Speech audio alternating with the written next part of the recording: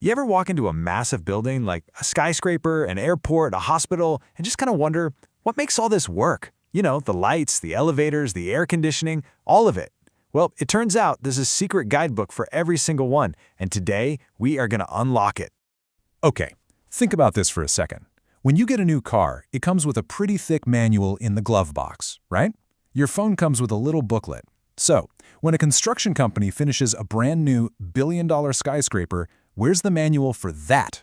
I mean, does one even exist?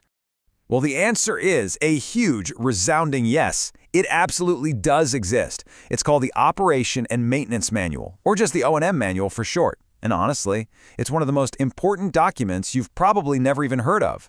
And the best way to think of it is exactly like that. It's the official owner's manual for an entire building. It's this incredibly comprehensive guide that basically acts as the bridge between the construction crew who built the place and the facility managers who have to run it for the next 50 or 100 years. It has everything they need to operate that building safely and efficiently. So why is this thing so critical? Well, at its core, it's all about making sure every single piece of equipment, from the giant HVAC system down to the fire alarms, lasts as long as possible. It's there to minimize any costly downtime, to make sure everyone inside is safe, and to help drive down the huge operating costs of a building. I mean, without it, a simple pump could fail, and if nobody knows the right part number, an entire floor could shut down. That's thousands of dollars in lost productivity right there. And on top of all that, in most places, it's a flat-out legal requirement. So what's actually in this thing? If the O&M manual is the building's owner's manual, then let's pop open the glove compartment and see what's inside. And just so you know, these things can be so detailed they sometimes fill up multiple, massive binders. Okay, now take a look at this. This chart gives you a really good snapshot of what makes up the manual. And what's interesting is that the as-built drawings and the maintenance schedules make up like half of the whole document. And that makes sense, right? You need to know exactly what was installed, where it is, and the precise schedule to keep it running. And then you've got operating instructions for all the complicated systems, all the warranties, and a full asset register, which is literally an inventory of the entire building.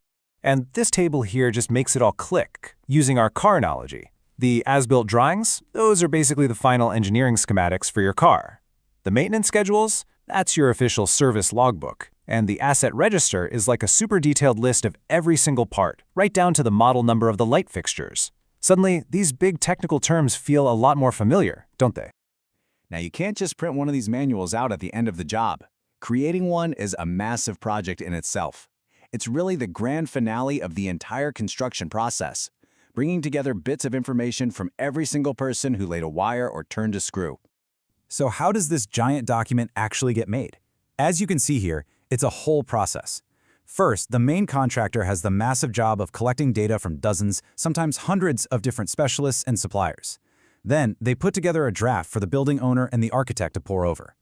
After a few rounds of feedback and edits, that final, approved manual gets handed over, often at the exact same time as the keys to the building. Okay, so up until now, we've talked a lot about efficiency and maintenance, keeping the lights on. But the O&M manual has another, much more serious and vital role to play. It's also a guide to a building's hidden dangers. And this is a really crucial distinction. The main O&M manual tells you how to operate the building systems, how to turn things on and off. But a very specific section, often called the health and safety file, tells you how to work safely around the specific hazards that were either built into the structure or left behind. This file is essentially a roadmap to anything that could seriously harm someone during any future work. We're talking everything from simple cleaning and maintenance all the way to the building's demolition, maybe decades down the line. It's all about protecting the future workers who have to come in and interact with the building long after the original builders are gone.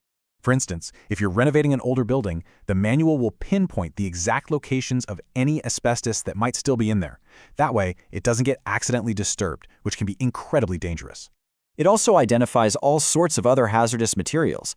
Think about weird chemicals in old paints or sealants, or the stuff inside old batteries or fluorescent light bulbs that need to be handled and disposed of in a special way. And then you've got something called residual risks. These are the dangers that are left over from the construction process itself.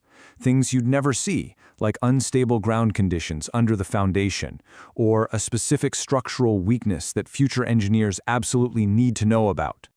This quote really just puts it all into perspective. This isn't just about saving money or making sure the air conditioning works.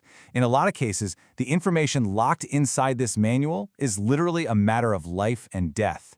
It's a guide to the building's hidden dangers, passed down from one generation to the next.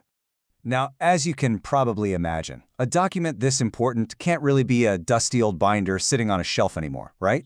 So, like pretty much everything else in our world, the O&M manual has gone digital. And the difference is just it's night and day. In the old days, you had these massive paper volumes that could easily get lost, get ruined by a water leak, or just become totally outdated. Today, it's all moving to these secure, cloud-based platforms. And what that means is, in an emergency, a technician can pull up the exact schematic they need on their phone in seconds, instead of frantically flipping through thousands of pages. The info is always there, it can be updated in real time, and it's completely searchable. It just makes the entire building safer and way more efficient. So when you put it all together, you start to realize the O&M manual is so much more than just a set of instructions. It's really the building's living history. It's its memory, and it's the guide to its future. So what's its true legacy? Well, it's that critical bridge that connects the grand vision of the builders to the day-to-day reality of the operators. It's a roadmap they use every single day to keep people safe and to keep the building running like a well-oiled machine. It becomes the building's official history, a perfect record of what it actually is, not just what it was supposed to be on the blueprints. And by making sure every system is taken care of properly, it becomes this essential guide to a more sustainable and energy-efficient future. So the next time you're in an office, a hospital, or an airport, just remember, that building has a story, it has a memory, and it has a very detailed rulebook hidden away somewhere. It's a silent guardian, making sure everything works and everyone stays safe. Which kind of leaves us with one last question. The building you're in right now, do you know what its story says?